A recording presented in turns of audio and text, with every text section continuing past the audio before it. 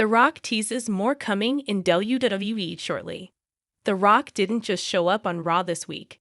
He is now taking to Instagram to talk about his return, saying and heavily hinting more is coming. The wrestling world was abuzz with anticipation as Dwayne "The Rock" Johnson made a surprise return to WWE on the Day One themed episode of Raw. The electrifying moment included a confrontation with Jinder Mahal and a teasing hint at a potential match with his cousin, Roman Reigns. But The Rock isn't done there.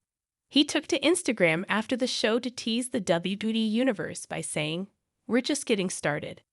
Dave Meltzer of Wrestling Observer Radio revealed that the origins of Reigns' monikers, the Tribal Chief and the Head of the Table, were strategically set up to pave the way for a WrestleMania main event against The Rock. That The Rock telegraphed his delivery of those lines on Raw is not a coincidence. Initially planned for Dallas in 2022 and then Los Angeles in 2023, the highly anticipated clash had faced delays. Meltzer suggested that the blockbuster match might finally materialize in Philadelphia in April, although no official confirmation has been provided. The Rock's tease, however, seems to suggest that the two sides might have worked out a deal. The Rock took to Instagram and reacted to his return on Raw. He wrote, "It all hits differently. The theme, the crowd, the connection, the reaction, the electricity, the chills, the mana. Hello the way to bring in 2024. Grateful, blessed and inspired to forever be the people's champ," he added. "We're just getting started." The potential showdown between The Rock and Reigns is not just a dream match for fans, but a lucrative venture for WWE. The Rock, who last had a lengthy main event-worthy match in 2013, and Reigns, the industry's biggest star, would create an unparalleled marquee bout. It may shift around some of WWE's original plans with names like Cody Rhodes or CM Punk, but the narrative of The Rock's in-ring return, the Bloodline story, and Reigns' historic WWE Universal Championship run form a perfect recipe for a monumental WrestleMania spectacle. WWE is rightfully willing to push some other ideas aside or reshape the booking to make everything work. While The Rock has not confirmed the match, his Instagram post after the Raw return fueled speculation. It seems unlikely WWE would let him go so long on a big episode of Raw and then continue to tease a match if the likelihood of one wasn't high. Still, until the bout is announced or Roman Reigns accepts on SmackDown, this is still just speculation.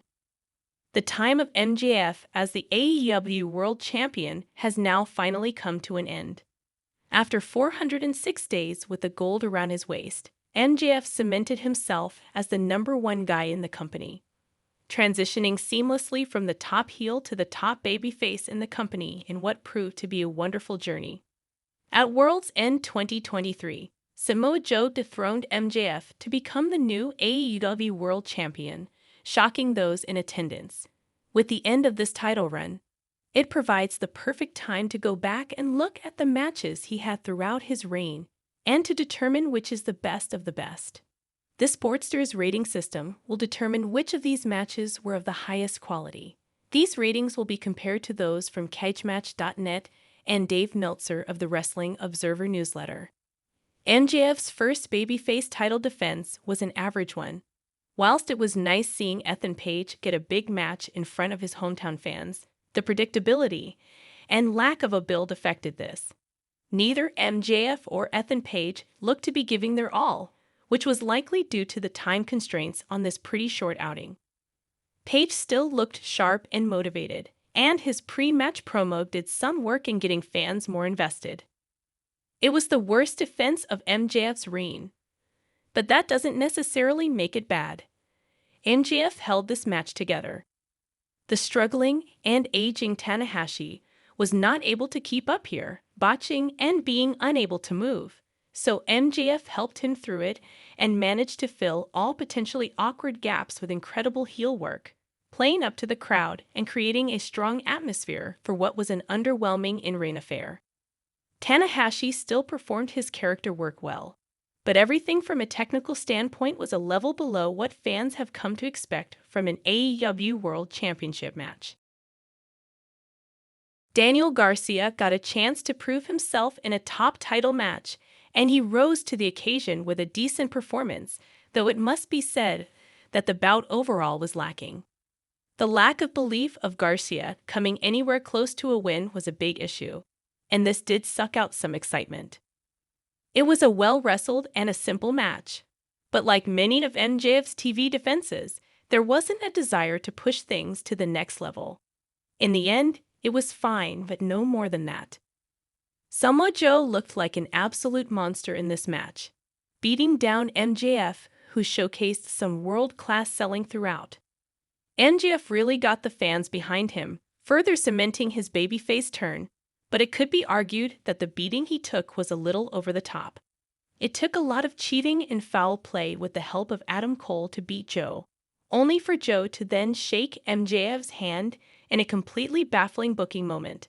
The match was good, but overall the execution could have been far better. Both the AEW World Title and the Dynamite Diamond Ring were on the line here in a match that was built wonderfully.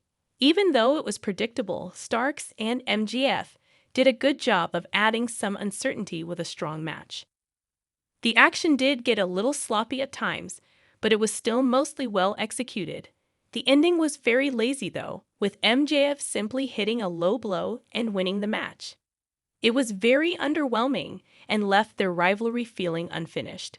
This match has procured a lot of criticism, mostly due to how much of a mountain MJF was made to climb over as the underdog babyface. The storytelling was a little bit too much, and it did add some difficulty to suspend disbelief at some of the feats he was pulling in the match. When it comes to the in-ring content itself though, this was a great encounter when shedding away all the extra nonsense. MJF and Jay White brought world-class psychology, huge moves, and brilliant selling. Some of the spots were stunning, and the crowd was on fire all the way throughout.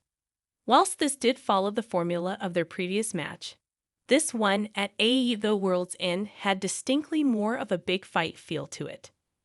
Fans had seen MJF overcome the odds many times, but this time it was all too much, and seeing Joe beat him clean was a shocking finish that worked perfectly.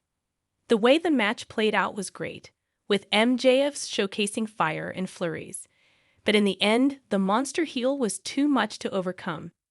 It wasn't an incredible match, but it was perfect for what it was. No more today. What are you thinking about this gossip today?